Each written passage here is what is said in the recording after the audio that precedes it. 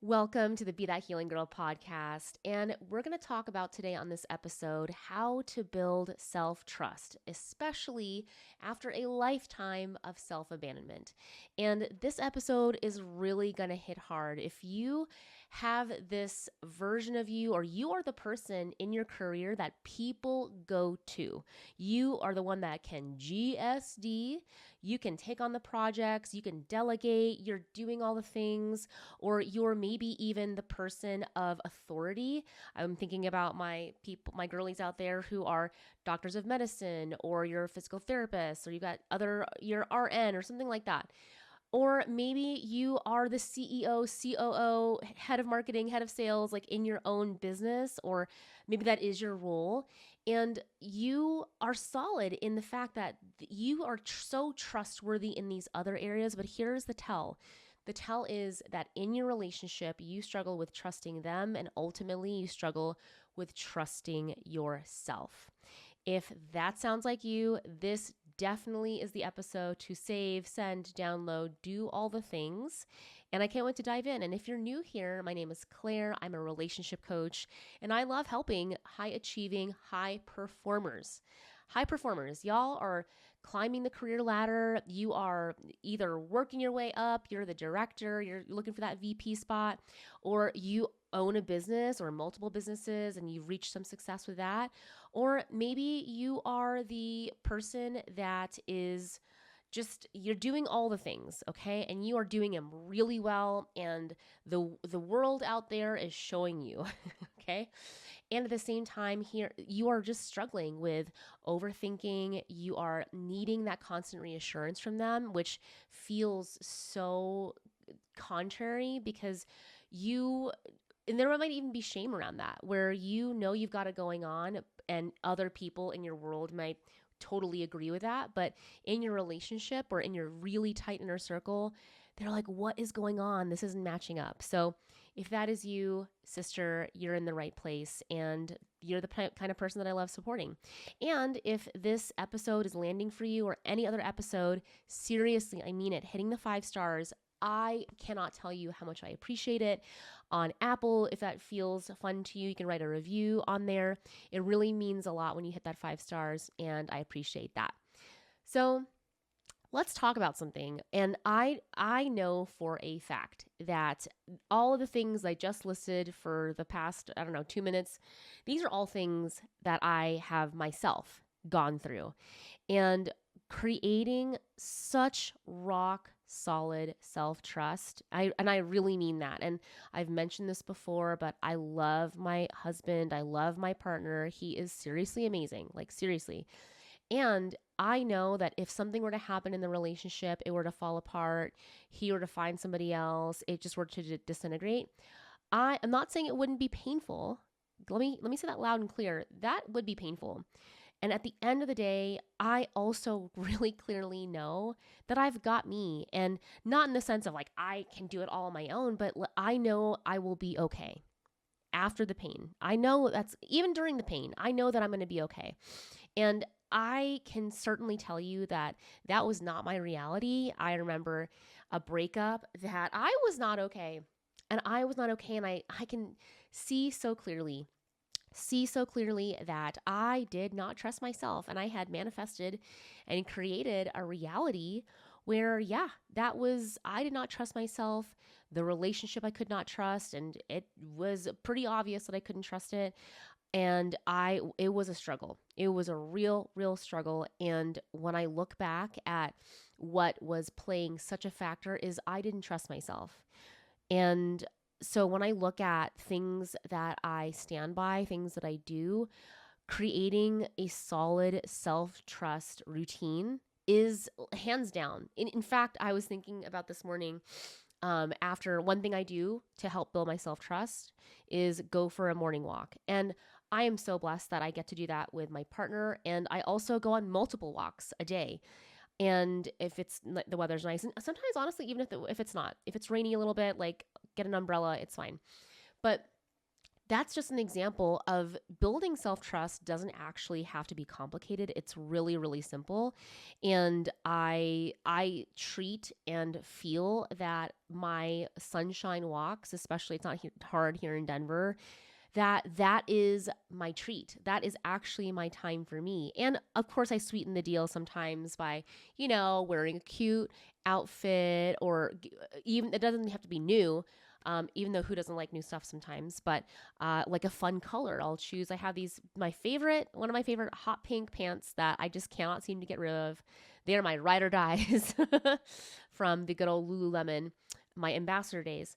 And I really can say for certain that I would not be in the place that I am with my self trust, and wouldn't have gotten to a place that even if something were to happen to my marriage, I would definitely be okay. It is daily actions and aligned action that has created a reality for me where I'm not just saying it, I actually feel it. So let's talk a little bit about what I know that you might be struggling with. And here is something that I think, again, most of us must understand, and that is confusing what self-trust is. And I'm actually thinking about a brand new one-on-one client who, when I'm already loving our sessions together. Like we're two in, and her success is already, and the realizations and the shifts that are happening are just, they're happening. They're incredible. And one thing that was super clear to me as we were connecting and doing the deeper work that we do together one-on-one is she even started to notice that her version of what she thought was self-trust and building self-trust was actually performing self-trust. And there is a difference between feeling authentic and doing actions that are aligned, that are for you and nobody else, versus for performance. And the big misunderstanding is that we can check the list off. We can do all the things. It was so cute. She was telling me, well, yeah, I take a bike ride for myself. I did that the other day. I've got a girls trip planned. I'm taking pottery, and it was like so adorable and so spot on. And as she was saying it, I kind of asked her about it. I'm like, well, how do you feel? And the reality is, she's like, she doesn't feel great. In fact, if anything, you're probably going to feel exhausted. That's the reality. I mean, when I look back, my calendar, when I was, okay, this is what a secure person would do. This is what a secure person would do that trusts herself. She'd be going to yoga. She'd be going to the sound bath. And I was doing all these things. My calendar was full. And here's a huge piece of how you know that you're actually not building self-trust is you feel tired. You feel so freaking tired or worn out, or you're about to do the thing and it feels like a yuck and just like, So if that is kind of what you're feeling and you're saying, well, I'm doing all these things, I'm going to go through them line by line here in a second. But if at the end of the day, you lay in your bed and you feel exhausted, that is probably a sign in your healing journey that you are off the mark slightly. And I say that with love, because a lot of times high performers, we don't like to hear that feedback, but you're listening for a reason. So I'm going to go through a couple things I used to do line by line that I would have sworn up and down that this was going to help me. I saw it somewhere, I heard it somewhere, and it's going to work, right? And what I didn't realize was that it was actually misaligned. It was not really moving me towards feeling more secure. It was actually only digging things deeper. So one thing I guarantee you do or have done is you're a gym girlie. And we there now, I love this too. Like before, back in the day, oh man, I'm telling my age here, but to be a gym girlie was not cool. That was not, I grew up, well, I was born in the 80s, grew up 90s, and that was not cool. Like you wanted to have your basically these hip huggers, right? That were, I don't know how my crotch wasn't showing, and maybe it was, I don't even know. But it is getting so risky, and those pants, I don't know what was holding them up. Hope was holding them up. Hope and dreams. But to be a gym girly wasn't cool. And now, so awesome that the culture has changed. And whether you do yoga, whether you lift weights, whether you are a Pilates girl, and I also had my stint in Pilates as well. And there, if you want to find a high performer, high achiever who internally has maybe got some feelings to deal with, go to a Pilates class. I love you, but man, it is really intense in there. But these, and also let me just say, there is nothing wrong. It is healthy. It's good for us. It's good for the cardio system. It's good for the strength training. It's good for all the things to go to the gym. And when it comes to building self-trust, which is an inner muscle, it's a soft skill. When we are doing those things or checking them off the list, because we are attached to an outcome, it's outcome focused, it's outcome centric. And when I say that, it's like, how many times can I not rest in yoga? How many chaturangas can I do? How many hundreds can I do today by really getting my shoulder blades off the mat or the reformer? Or it's numbers oriented. When I was lifting weights really, really heavy, it was okay, today's 5 5s and I got to hit that. What's my PR? Ooh. So I say that again, there's nothing wrong with that. Notice anything inside you that's making that, oh, I can't do that. No, that's what I'm talking about. Self-trust is also, it's a skill. That's the hard skills of, yeah, sure, we want to get a stronger core. We want to get tone, whatever. Those aren't inherently bad things, but when we're looking at building inner trust, it's the attachment to metrics or numbers or how long we can hold the plank that kind of gets dicey. When we're doing those types of movements and we are so attached to a specific metric, outcome, number, that's where we actually are leaning into the territory where we're maybe breaking down our self-trust, breaking down what our body's actually telling us. And if believe me, I'm a big yogi. I did yoga this morning. I have taught yoga for a long time. I've got a 500-hour yoga teacher certification. Which took me 2 years to get. I know, I get it, y'all. I'm not saying that any of these things are bad. Be very cautious and hear me when I say that. Again, it is about who we're being when we do it. So this morning I was doing yoga and I was just paying attention, observationally aware, noticing my thoughts. And I just was taken back to a place where I was doing yoga to myself. I'll say that again. Be very, listen to the words. I was doing yoga to Claire. I was not doing yoga for Claire. I'll say that again. I was doing it to me, not for me. And there is that slight nuance of how I'm saying that is a big deal.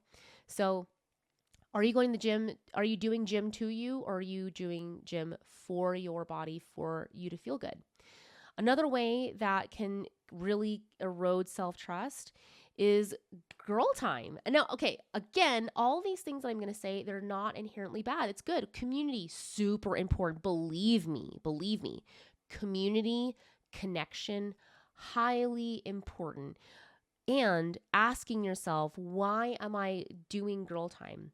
Is it to fill up my calendar? Because, and this is so funny, in my worst of worst, I wanted to hang out with a girlfriend, and which is great. And I was doing it because I was actually so scared of being home alone. It was like a Tuesday and I really didn't want to go over, but I was like, okay, no, it's going to be good. It's going to be great. And in reality, I wasn't doing it for the connection. I was doing it because I wanted to be distracted. I wanted to fill up my time. I wanted to look back at my calendar and say, oh, I was so busy, when really that I was fooling myself with, oh, I want community, which again, that's great. But it was really underneath that, if I got honest, I wanted to distract myself. I wanted to occupy time. I didn't want to be alone. Okay. Another way that is going to erode self-trust is me time. And so under me time, I think you could consider girl time part of that, but me time is anything like hobby wise. Again, Hobbies are great. I'm going to cover all my bases here. Hobbies are great. I don't care if you sew, you knit, you paint fuzzy animals on walls, whatever. Okay. It's that is healthy. And when it's coming from a place of you feel guilt for not being busy, whew, again, sheesh. Are you doing it because you can't stand not being busy? And another thing that I noticed for myself, I would go to sound baths and different kind of yoga nidra. It was because I had this compulsion. I was feeling like I had to do it. I had to go for it. There was no other option. And explore for yourself if you have felt compulsions. Like, is it coming from a place of you have to do it or else? That for me, that or else was definitely hanging in the air. So again, is it me time because you really want to nourish yourself, or is it because you just can't not be busy? Last one, best one, worst one. But this is again the career. I kind of opened with this, but if you are building self-trust and you're noticing that it's like, okay, I'm working, I am at the top of my game, I am doing the thing, and you can't let go of work. And sometimes work can spill over. Instead of working a normal 8 hours, you're working 10, 12 hours. Hey, I see you. I know who you are. You're taking work after, you're staying a little bit longer. You are the go-to, you're the yes person, you can get it done. I love you, but man, that might be something to look at where you're building your trust and people trust you, but it's external. Okay. And that kind of leads me to say, when we build self trust, how we build self trust is an inner game. Straight up, no slicing, dicing. It is an inner game. And all of these things that I kind of checked off the list, here is how I would reframe those. So you're actually building self-trust, because all of those, the gym, girl time, me time, career, all of those can be a slippery slope to self-abandonment. If we're doing it because I need to hit a certain number on my mile, if I need to say, okay, once a week I spend time with my friends, okay, I need to finish this crochet thing. I need to be able to say that, yeah, I got the promotion because I'm the go-to. All of those are external things. Again, nothing wrong with those. And when we're putting all of our chips into that, we're putting all the eggs in that basket, no wonder your self-trust is low. So instead of, like, for example, gym, if you are going there and you're highly number focused, shifting the frame to, can I nourish myself? This is why I walk. I love walking. It's self-nourish. I get to be in the sun. I get to watch the clouds cloud and trees tree for me. Girl time, right? Is it about saying that, oh yeah, I spent time with da da da da da? Or is it nourishing? And that might mean, in fact, sometimes learning how to say no to the girl time. Me time, instead of doing it because you want to stay busy, it's checking in with yourself of, is this making me feel yummy? Is this actually like this feels good? Or is this, I got to do it. I cannot do it. And with the career, again, this might be like, am I doing this because I am truly from a place of openness and expansion, wanting to grow? Or is it because if I say no to this person or I don't stay late, something bad is going to happen? You want to look at that. Okay? Lots of love in that. So let's go into the Healing Girl Gang mailbox. Super fun. And again, just a little mention of, if you want me to answer questions here on the podcast, that is something that I do with the Healing Girl Gang. Super fun. And that is my community. We do trainings. There's educational trainings alongside and coupled with implementation days, which are all about the action, the process, the how-to, and the tangible steps. So it's not just a lecture, it's actually giving you solid, tangible steps. There's ways you get support like this on the podcast, and more information in the link below. Okay, Healing Girl Gang, Rachel. So, hi everyone. Hi, Rachel. I wanted to ask for some advice on dating. Fun. Love this. I'm seeing this guy and he is in therapy and seems very emotionally available and has many green flags. But on our second date this weekend, he asked about relationship goals and mentioned that he wanted to tell me that he is currently talking to other girls. He said, I'm sure you are too, but I want to be honest with you. And we aren't serious. He did pause and then said, are we? But I know it's unreasonable to be hurt by this. And I had been dating others as well, but I'm not sure what to do. I immediately felt distrust and hurt. And that if it was my future partner, he wouldn't be dating other people. I now can't help but to compare myself to these other girls that I have no real information about. Is it normal to feel like this? How do I feel better? It has made it hard for me to sleep recently because I have been thinking about it too much. Okay. Rachel, what a great question. I'm just going to get real with you. Second date. Okay. And what I'm also seeing here is a little bit of this is the second date. I hope both of you are still dating other people. And I say this, I say this because I used to be the girl that would, and I went through my whole 20s monkey barring from one relationship to the next, doing it right, doing it based on this belief, this subconscious belief that in the fairy tales, in the magazines, in the movies, you you bump into each other in the coffee shop and oh, you're single, I'm single, and you're not talking to anybody else. We're going to fall in love. I love you so much. And I just want to say that is fantasy. That is fantasy. And sure, look, I know that there's people out there that it worked for me. Okay, great. And if it's working for you, great. And I just want to be honest, at the second date, I hope both of you are dating other people.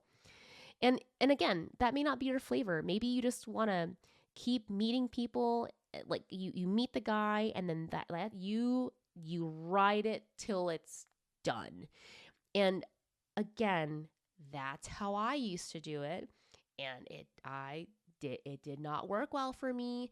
And again, this is I look at my sister who did not date anybody else, met her husband on a bus for work, and like they're married, 2 kids, right? Okay, great. That is the exception, not the rule. And the only person that can really tell is you.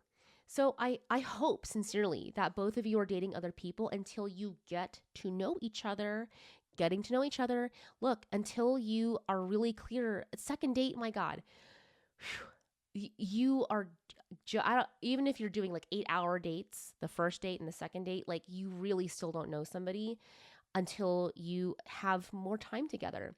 And when he's kind of being gentle with you too. I actually really respect it. He's asking like, are we? And he's trying to check in with you. I mean, I don't know the exact conversation or the energy behind it, but he is probably checking in with you too. And this is also the piece because you're saying, I know it's so unreasonable to be hurt by this. And I've been dating others as well. So you are dating other people and you're not sure what to do. And sweetheart, what if there isn't anything to do? That's my question. What if there is nothing to do but be in the present moment and see, do I actually want to be with this person? Or am I being competitive and making up stories about women that I have no idea about? And you're searching, like, that was also something for me early on in my healing journey. I was so competitive secretly, internally with other women. Whoa. I don't know if I've ever mentioned that on the podcast, but yeah, that was like, if I were to say my deepest, darkest secrets, I was in secret competition with everyone. And really at the end of the day, I was in competition with myself. So I would get clear. Is this feeling like, are you trying to win him? Is this feeling like what do they have that I don't have that I need to work on? I mean, to me, that seems really rich because you are aware that this seems unreasonable. And, for some of you, it's not. But I'm just going to speak for my own narrow experience and what I have seen for myself that works. We have got to get to know people. I think that is a pretty solid, healthy thing to say, that we got to get to know people, and it's feeling like there's some jealousy, there's some competition that, and hey, if you're a high performer, you are more prone to this than others. You are more susceptible to being competitive, to being judgmental, to being critical, and trying to win the guy. And if I were to admit a deep, dark secret, I just wanted to know, can I get them? Can I be the chosen one? So, something to look at with that. And yeah, and this last piece here that if he was my future partner, he wouldn't be dating other people. Like, okay, love you, but really, like, he just came out of the womb and was just no, no, no to everybody else, and like, boom, it's you. While again, that might be true in certain communities, certain religions, that is just, in fact, if that was the case, I would be like, whoa, how come if Craig hadn't been married before me, which I don't, maybe y'all didn't know this, but yeah, he was married before me for like 3 years, and I, I would be suspect. I would be, I would be like, what is going on with this guy that hasn't committed, hasn't, you know what I mean? That to me seems a little more worrisome than, oh, he's dating other people and we're on the second date. You're on the second date. Y'all, Rachel, I love you. It's the second date. So I would work on, again, some self-trust. How unironic that this all kind of ties together. I would work on being a little bit more open-minded, expanding your vision a little bit here, and working on these pieces that might be eating up your self-trust. So sending you lots of love. I mean, leave in the comments if you're watching on YouTube, or send me a DM what you think about this. And I'm also open to feedback. Tell me what you think. All right, angels, I'll see you soon. Mwah.